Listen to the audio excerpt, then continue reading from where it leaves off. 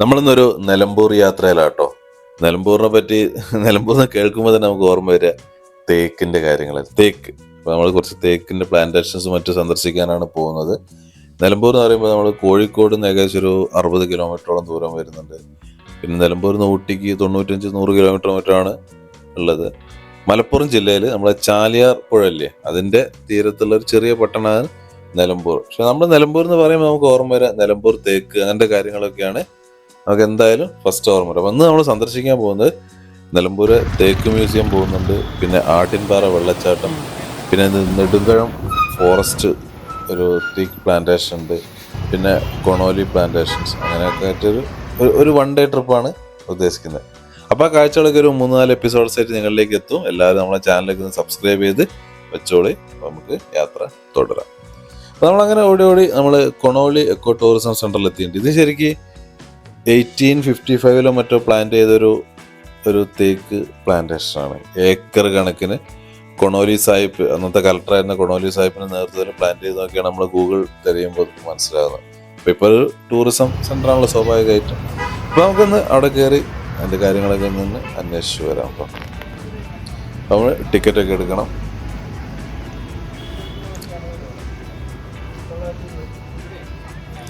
അപ്പം ടിക്കറ്റ് എടുക്കാൻ പോയപ്പോഴാണ് അവർ പറയുന്നത് അവിടുത്തെ മെയിൻ സാധനം, അതായത് ഒരു തൂക്കുപാലുണ്ട്. നമ്മൾ പുഴയുടെ അക്കരയ്ക്ക് പോയിട്ടാണ് ഈ പ്ലാന്റേഷനൊക്കെ കാണാം, വലിയ വലിയ തേക്കുകളൊക്കെ അതിനാണല്ലോ വന്നത്. അപ്പോൾ കഴിഞ്ഞ പ്രളയത്തിൽ ആ തൂക്കുപാലം പണിയായി. അത് ഇതുവരെ നന്നാക്കാനൊന്നും ആർക്കും സമയം 5-8 വർഷമായില്ലേ. അതാണ് ടൂറിസം മേഖല. അപ്പോൾ നമ്മളെന്തായാലും അവിടെ കയറിയില്ലേ, അത് പുറത്തെ കാഴ്ചകൾ ടിക്കറ്റ് എടുത്ത് കയറേണ്ട ആവശ്യമില്ലല്ലോ. ഇനി നമ്മൾ ഇവിടുന്ന് നേരെ ഏകദേശം ഒരു 6 കിലോമീറ്ററോളം പോയത് നമ്മൾ തേക്ക് മ്യൂസിയം, വേൾഡ് ഫേമസ് ആയിട്ടുള്ള തേക്ക് മ്യൂസിയം, അതായത് ലോകത്തിലെ ഏറ്റവും ആദ്യത്തെ തേക്ക് മ്യൂസിയം, അങ്ങോട്ടാണ് നമ്മൾ പോകുന്നത്. അവിടുത്തെ കാഴ്ചകളൊക്കെ ഒന്ന് ആസ്വദിക്കാം. ഓക്കെ, നല്ലൊരു റോഡിൻ്റെ 2 സൈഡിലും ശരിക്കും കുറേ മരങ്ങളൊക്കെ, ശരിക്കും ഒരു നല്ലൊരു തണുത്തൊരു അന്തരീക്ഷമായിട്ട് നിലമ്പൂരിൽ കൂടെ പോകുമ്പോഴൊക്കെ. അപ്പോൾ നമുക്ക് നേരെ തേക്ക് മ്യൂസിയത്തിലേക്ക് പോകാം.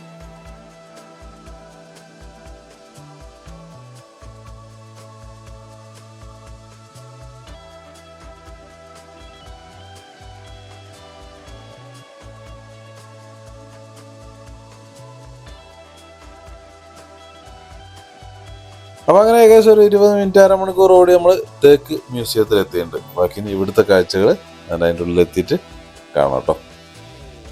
അപ്പോൾ ഇത് നമ്മളെ ഫസ്റ്റ് എപ്പിസോഡായിട്ടായിരിക്കും നിങ്ങൾ കാണുക. വേറെ 2-3 എപ്പിസോഡ്സ് ആയിട്ട് എന്തായാലും ഈ യാത്ര നമുക്ക് ഫുള്ള് കാണിക്കാൻ പറ്റുള്ളൂ. അപ്പോൾ സബ്സ്ക്രൈബ് ചെയ്ത് വെച്ചോളി, വരും വീഡിയോസ് വഴിക്ക് ഇങ്ങനെ വരും. അപ്പോൾ വണ്ടീൻ്റെ ഒരു കൂപ്പണൊക്കെ എടുത്തിട്ടുണ്ട്. അപ്പോൾ അവരിങ്ങനെ കാര്യങ്ങളൊക്കെ പറഞ്ഞു തന്നു, നേരെ ടിക്കറ്റ് എടുക്കുക, പിന്നെ തിരിച്ചു വരുമ്പോൾ ടിക്കറ്റ് ഇവിടെ കാണിക്കുക എന്നൊക്കെ പറഞ്ഞു. അപ്പോൾ എന്തായാലും നമുക്ക് വണ്ടി പാർക്ക് ചെയ്യുക, ടിക്കറ്റ് എടുക്കുക, ടിക്കറ്റിൻ്റെ കാര്യങ്ങളൊക്കെ ഒന്ന് കാണിച്ചത്. വണ്ടി പാർക്ക് ചെയ്യുന്നുണ്ട്, ഞാനൊരു ഫ്രണ്ടിലേക്ക് ഒരു ഫോട്ടോ ഒക്കെ എടുക്കാൻ അങ്ങനെ വന്നാണ്. അപ്പോൾ നമുക്ക് നേരെ ഇനി ടിക്കറ്റ് എടുക്കുക, ബാക്കി ഉള്ളത്തെ കാര്യങ്ങൾ കാണാം. നമ്മൾ കുറച്ച് നേരത്തെ എത്തിയതുകൊണ്ടാണ്, അധികം ആൾക്കാരൊന്നും ഇല്ല, അല്ലെങ്കിൽ കുറച്ച് ആൾക്കാരൊക്കെ ഉണ്ട്. അപ്പോൾ നമുക്ക് ഈസി ആയിട്ട് കയറാം. 50 രൂപ, ചിൽഡ്രൻസ് 15 രൂപ, അങ്ങനെയൊക്കെ ആയിട്ട് ടിക്കറ്റ് അതൊക്കെ നല്ലതാണ്. നമ്മൾ പൈസ ഉണ്ടായാലല്ലോ ഇവിടെ കാര്യങ്ങളൊക്കെ ചെയ്യാൻ പറ്റുള്ളൂ. അപ്പോൾ അങ്ങനെ ടിക്കറ്റൊക്കെ വേണം. അപ്പോൾ നമ്മൾ ടിക്കറ്റൊക്കെ എടുത്തു അകത്ത് കയറി ബാക്കി അകത്തേക്ക് പോകും. അപ്പോൾ ആദ്യം നമ്മൾ തേക്ക് മ്യൂസിയം, പിന്നെ അവരോട് ചോദിച്ചാൽ പറഞ്ഞാൽ അതിൻ്റെ ഉള്ളിൽ കുറച്ച് എന്താ പറയുക സസ്യ ഉദ്യാനങ്ങൾ, ബട്ടർഫ്ലൈ ഈ പാർക്ക്, അങ്ങനത്തെ കുറച്ച് കാര്യങ്ങൾ, പിന്നെ ചിൽഡ്രൻസ് പാർക്കൊക്കെ വരുന്നുണ്ട് പറഞ്ഞു. അപ്പോൾ ഈ ഒരു കാണുന്നതാണ് തേക്ക് മ്യൂസിയം, 2 നില ബിൽഡിംഗ് ആണ്. അപ്പോൾ ആദ്യം നമുക്ക് അതിൽ കയറാം. അപ്പോൾ എൻട്രൻസിൽ തന്നെ ഒരു തേക്ക് തലതിരിച്ച് വെച്ചിട്ടുണ്ട്, വേരുപടലങ്ങളൊക്കെ കാണാൻ പറ്റുന്ന രീതിയിൽ. അപ്പം അതാണ് തുടക്കം. നമുക്കിനി ബിൽഡിങ്ങിൻ്റെ അകത്തേക്ക് കയറാം, മ്യൂസിയത്തിൻ്റെ അകത്തെ കാഴ്ചകൾ പോകും. അവിടെ കയറുമ്പോൾ തന്നെ ചെരുപ്പൊക്കെ പുറത്തൊക്കെ അയച്ചു വെക്കാൻ പറഞ്ഞാൽ അത് വളരെ നല്ല കാര്യമായിട്ടാണ്. നമ്മൾ സന്ദർശകരും കുറേ കാര്യങ്ങൾ ശ്രദ്ധിക്കണം, വൃത്തി കൊണ്ട് നടക്കുക. അപ്പോൾ കയറിയപ്പോൾ നല്ല വൃത്തി ഫീൽ ചെയ്തിട്ട് എനിക്ക്. ഇത് ശരിക്കും കേരള ഫോറസ്റ്റ് റിസർച്ച് ഇൻസ്റ്റിറ്റ്യൂട്ടിൻ്റെ അവരാണ് മെയിൻറ്റെയിൻ ചെയ്യുന്നതൊക്കെ, അവരുടെ ക്യാമ്പസിലാണ് ഈ മ്യൂസിയമൊക്കെ. അപ്പോൾ എന്തായാലും അടിപൊളിയായിട്ട് മെയിൻറ്റെയിൻ ചെയ്യുന്നുണ്ട് കേട്ടോ. മ്യൂസിയത്തിൻ്റെ ഉള്ളിൽ കുറേ കാഴ്ചകൾ, ഇത് കോൺക്രീറ്റ് ചെയ്ത് വെച്ചാണ് പറഞ്ഞത് സ്റ്റാർട്ടിങ്ങിൽ തന്നെ. പിന്നെ ഇത് തേക്കിൻ്റെ വിവിധ സൈസും ആ തേക്കിൻ്റെ കഴകളിനോട് എഴുതി വെച്ചിട്ടുണ്ട്, പല സൈസിലൊക്കെ ഉണ്ടാകുന്ന പല കാര്യങ്ങളൊക്കെ ഞാൻ പറയാം. ശരിക്കും തേക്ക് അവർ പ്ലാന്റ് ചെയ്യുമ്പോൾ 2 മീറ്റർ ഇടവിട്ടിട്ടാകുമ്പോൾ പ്ലാന്റ് ചെയ്യുക, എന്നിട്ട് ഓരോ വർഷം കൂടുമ്പോൾ ഇടയിലുള്ളത് ഇങ്ങനെ കട്ട് ചേർക്കുക. ആ ഒരു കഴകളാണ്, ആ ഒരു ഏജാണ് ഇവിടെ കാണിക്കുന്നത്. 5, 10, 15, 20 വർഷങ്ങളിൽ ഇങ്ങനെ കട്ട് ചെയ്ത് ഒഴിവാക്കും. കാരണം വലുതാകുമ്പോൾ സ്ഥലം കൂടുതൽ വേണമല്ലോ. അപ്പോൾ 60 വർഷമാകുമ്പോഴാണ് ഫുൾ കട്ട് ചെയ്യുക. അപ്പോൾ അപ്പോഴത്തേക്ക് അതൊക്കെയാണ് ഇതിൽ എഴുതി വെച്ചത്. അങ്ങനത്തെ കുറേ കട്ട് ചെയ്തൊക്കെ പിന്നെ ലേലത്തിന് പോവുകയാണ് ചെയ്യുക. തേക്കിൻ്റെ പല സൈസ് പല ക്വാളിറ്റി വരുമല്ലോ. പിന്നെ അങ്ങനെ പോയപ്പോഴാണ് തേക്കിൻ്റെ വേരുപടലം ആണ് കേട്ടോ അത്. അതൊന്ന് സെറ്റ് ചെയ്ത് വെച്ചാണ് മ്യൂസിയത്തിൽ. ഇതല്ല താഴെ.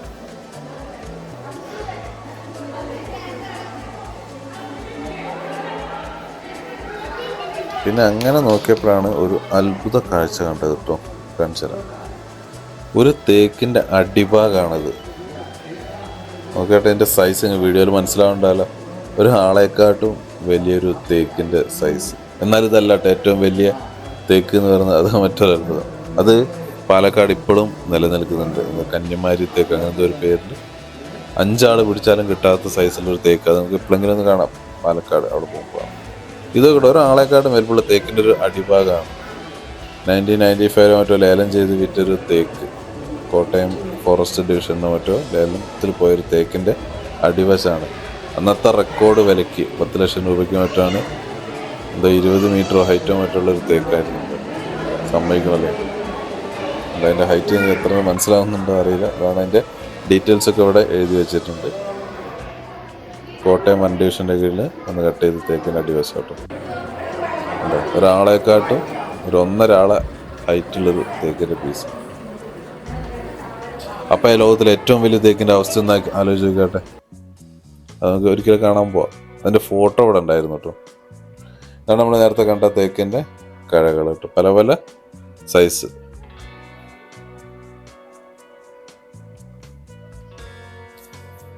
പിന്നെ 2ാം നിലയിൽ തേക്കിൻ്റെ കുറേ ഫർണിച്ചേഴ്സ് അങ്ങനത്തെ കാര്യങ്ങളൊക്കെ ഉണ്ടാക്കിയൊന്ന് കാണാം.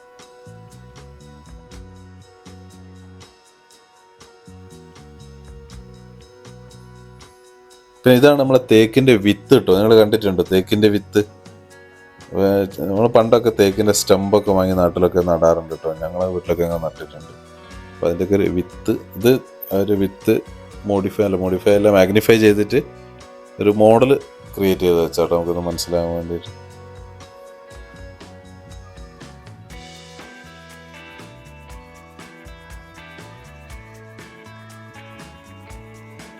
പിന്നെ തേക്ക് പ്ലാന്റേഷനിൽ കൂടുതലായിട്ട് കാണുന്ന ശലഭങ്ങൾ, ബട്ടർഫ്ലൈസിൻ്റെ ഒരു ശേഖരം. ഇതൊക്കെയാണ് മ്യൂസിയത്തിലെ കാഴ്ച. ഒരുപാട് ടൈപ്പ് ബട്ടർഫ്ലൈസ് ഉണ്ട്. അതിൻ്റെ വലുപ്പം വലുതും ചെറുതും ഒക്കെ ആയിട്ട് അത് കാണിച്ചു വെച്ചിട്ടുണ്ട്.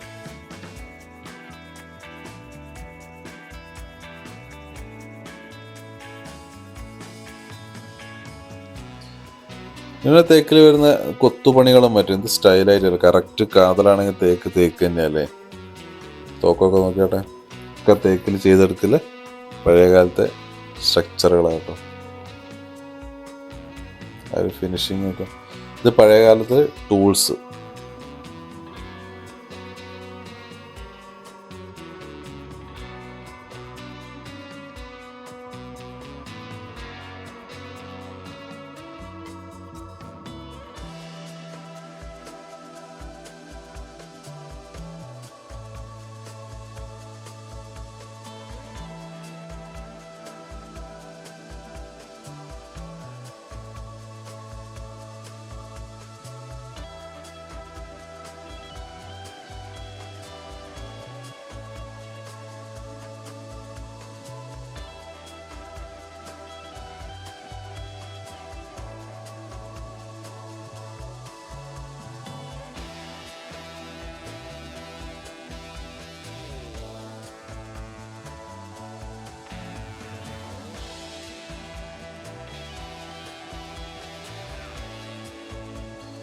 പിന്നെ നമുക്ക് നല്ല പുറത്തേക്ക് പോയിട്ട് പുറത്തെ കാഴ്ചകൾ കാണാം.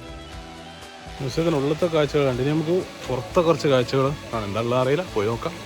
കണ്ടോ, ഇതിൻ്റെ പുറത്ത് ശരിക്ക് ഒരു വാക്ക് വേ രീതിയിലാണ് സെറ്റ് ചെയ്തതെന്ന് പറഞ്ഞിട്ട് അവർ ഞാൻ ചോദിച്ചപ്പോൾ കുറച്ച് പാർക്കുകൾ, ചിൽഡ്രൻസ് ഏരിയ, പിന്നെ കുറേ ഒരുപാട് തരം സസ്യങ്ങളൊക്കെ, ഒരു എന്താ പറയുക, സസ്യങ്ങൾ അങ്ങനത്തെ കാര്യങ്ങളൊക്കെ സെറ്റ് ചെയ്ത് വെച്ച് അപൂർവമായ കുറേ സസ്യങ്ങളൊക്കെ അല്ലേ. പിന്നെ ഒരു ശലഭ പാർക്ക് ഒക്കെ ആയിട്ടാണ്. അപ്പോൾ നമുക്കൊന്ന് കാണാം.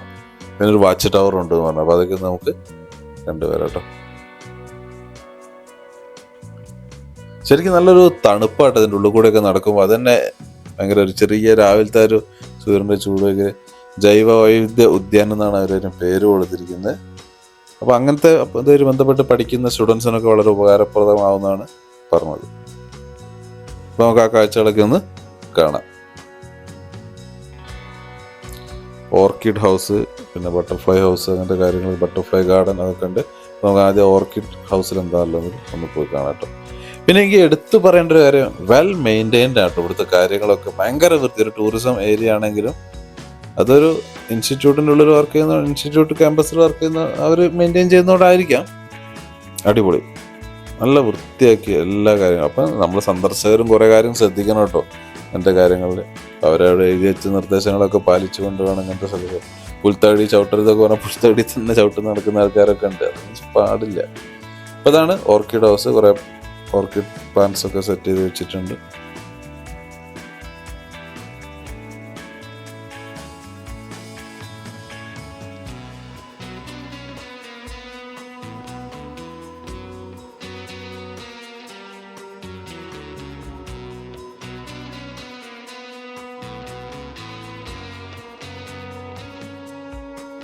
പിന്നെ ബട്ടർഫ്ലൈ ഗാർഡൻ, അത് സ്വാഭാവികമായിട്ട് നമ്മളെന്താണ് ശരിക്കും ബട്ടർഫ്ലൈസ് ഒക്കെ പൂവിൻ്റെ ഇത് ആകർഷിച്ചിട്ടല്ലേ വരുന്നത്. അപ്പം അങ്ങനത്തെ പൂവുകളൊക്കെ സെറ്റ് ചെയ്ത് വെച്ചിരിക്കുന്ന ഒരു ഏരിയ ആയിരിക്കും. ബാക്കി നമുക്കൊന്ന് കാണാം.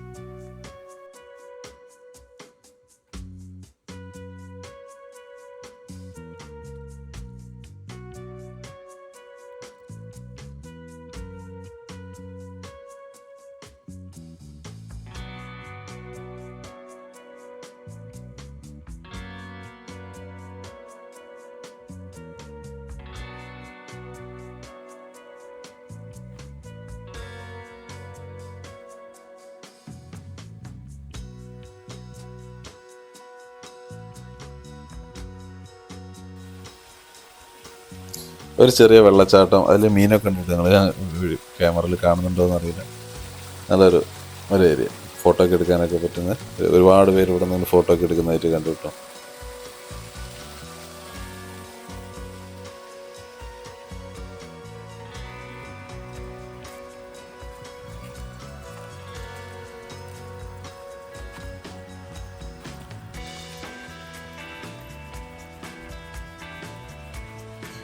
പിന്നെ നമ്മൾ ഇതൊക്കെ ബട്ടർഫ്ലൈ ഗാർഡൻ്റെ ഒരു ഏരിയയാണ്. ഇവിടെ കുറേ ആ ഒരു പൂവ് ചിലപ്പം ഒരുപാട് ശലഭങ്ങളെ ആകർഷിക്കുന്നതായിരിക്കും. അതുകൊണ്ട് ആ ഒരു ഏരിയയിൽ ഒരുപാട് പൂപ്പാറ്റകൾ ഇങ്ങനെ പറയുന്നത്. ഇതൊരു പ്രത്യേക ഷേപ്പുള്ള പൂവ് കേട്ടോ.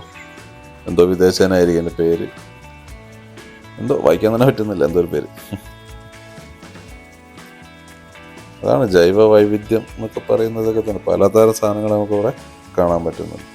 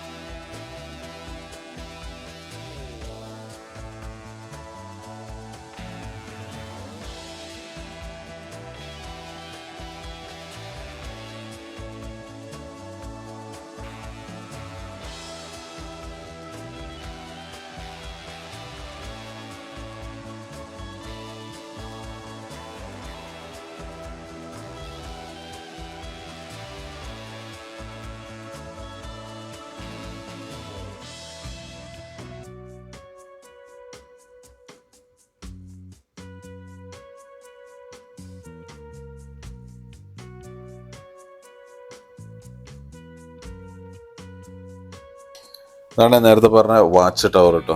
ഇതിലൊന്ന് കയറിയാൽ നമുക്ക് മൊത്തം വ്യൂ കിട്ടുമെന്ന് പറഞ്ഞിരുന്നു.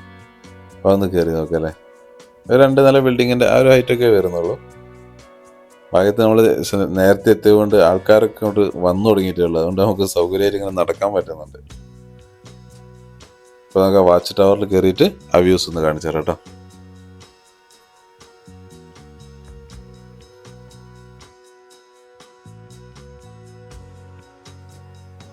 ഇത് അടിപൊളി കേട്ടോ. ഇതിൻ്റെ മുകളിലുള്ള കാഴ്ചകൾ മൊത്തം നമുക്ക് കാണാം. നമ്മളിപ്പോൾ ഇത്രയും നേരം നടന്ന സ്ഥലങ്ങൾ മൊത്തം നമുക്ക് ഇതിൻ്റെ മുകളിൽ ഒരു അടിപൊളി വ്യൂ കിട്ടും. ഇനി പാം ഗാർഡൻ അങ്ങനെയൊക്കെ നമുക്ക് അവിടേക്കൊക്കെ ഒന്ന് പോകണം.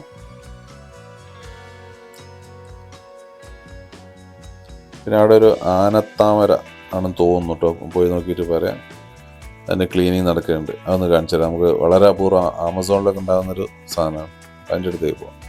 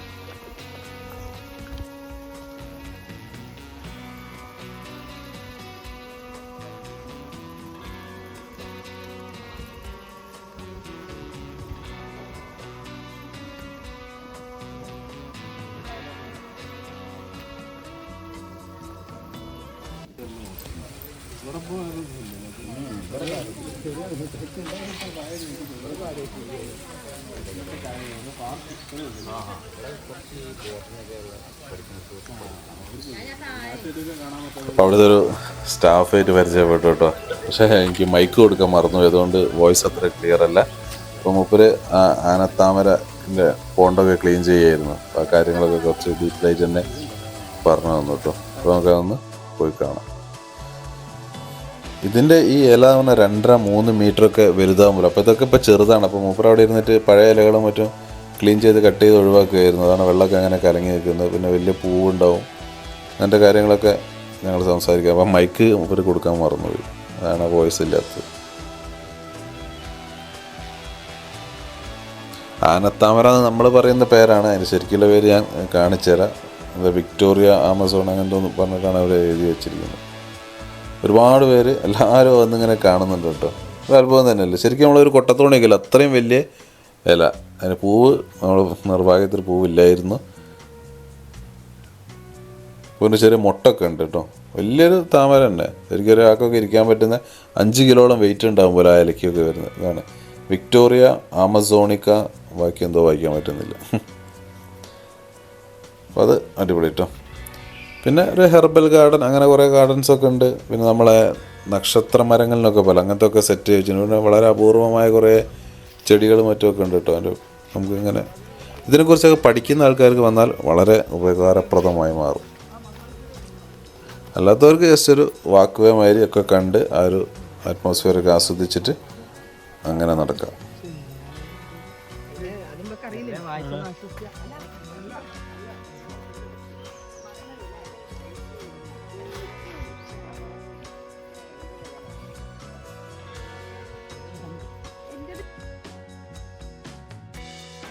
അങ്ങനെ ഇവിടുന്ന് നമ്മൾ ഇറങ്ങുകയാണ്. ഇനി ഇവിടുന്ന് നേരെ പോകുന്നത് എനിക്ക് തോന്നുന്നത് നമ്മൾ കരിമ്പുഴ വൈൽഡ് ലൈഫ് സാങ്ച്വറി, അതിൽ തന്നെയുള്ള നെടുങ്കയം റെയിൻ ഫോറസ്റ്റ് കാണാനുണ്ട്. അവിടെ നല്ല അടിപൊളിയാണെന്ന് കേട്ടിട്ടുണ്ട് കേട്ടോ. കുറേ തേക്കിൻ്റെ ഒക്കെ ആയിട്ട് ഒരു കാട്ടിലൂടെ 2 കിലോമീറ്റർ യാത്ര ചെയ്യാമെന്നൊക്കെ കേട്ടിട്ടുണ്ട്. അപ്പോൾ അവിടെ എത്തിയിട്ട് ആ കാര്യങ്ങളൊക്കെ നോക്കാം. അപ്പോൾ ആളൊക്കെ തിരക്കായി വരുന്നുണ്ട്. അപ്പോൾ നമുക്ക് മെല്ലെ ഇറങ്ങാം കേട്ടോ.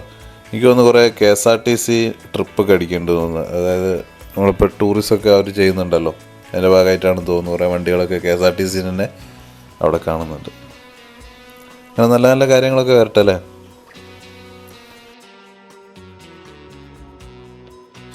അപ്പോൾ വീഡിയോ കാണുന്നവർ ചാനൽ ഉടനെ സബ്സ്ക്രൈബ് ചെയ്ത് വെച്ചോളൂ. സബ്സ്ക്രൈബ് ചെയ്തിട്ടില്ലെങ്കിൽ, കാരണം ഇത് ഒരു 2-3 എപ്പിസോഡ്സ് ആയിട്ടാക്കി അത് അപ്ലോഡ് ആവുക.